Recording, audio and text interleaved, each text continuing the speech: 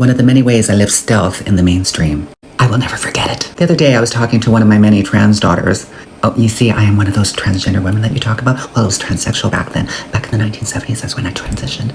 And, you know, it was just so rough back then. So you don't see a lot of older trans women, especially, sharing their story because it was almost impossible to survive. So that's why, please touch all of the bells and whistles, repost this and everything so we can get my story out there. So this particular gorgeous young trans woman, who is my daughter, and I'm so proud of her, had her surgery, you know, a while ago. And we were discussing, about the SRS, the surgery. That's when you do stuff downstairs, you know, to become congruent to the binary type of stuff.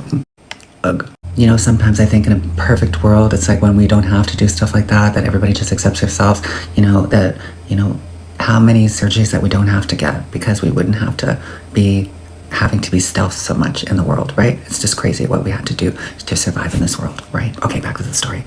So she was mentioning that one of the downsides to the surgery is that some of the scars that you get. And I was curious to know what they were for her. And she told me, and mine weren't like that. But I remembered that the scars that I had helped me be stealth even more. Stealth, like, you know, passing as a woman that was assigned female at birth. Well, what it was is that just below my belly button, there was a scar on each side about that big. And that was something that they used to, I don't know, just hoist everything up there. It was the most painful part of the surgery for me. My whole torso was like pulled in. It was like the tightest girdle I've ever worn.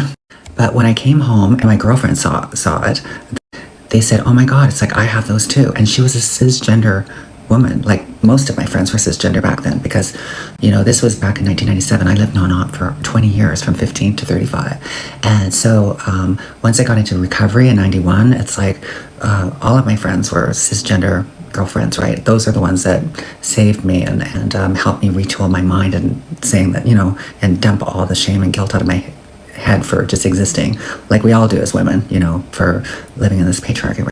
Because there was no healthy trans community back then. It was just slowly starting to evolve. So I was in shock. I was going, oh my God, you have those scars too. Like, why? And she says, well, that's when I got my tubes tied.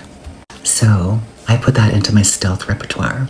And for the next 10 years, I was sport boinking and having the best cisgender, heteronormative stealth life with all of the wonderful men out there. Yeah, it was great. Yeah, so just another little stealth tool in my toolbox.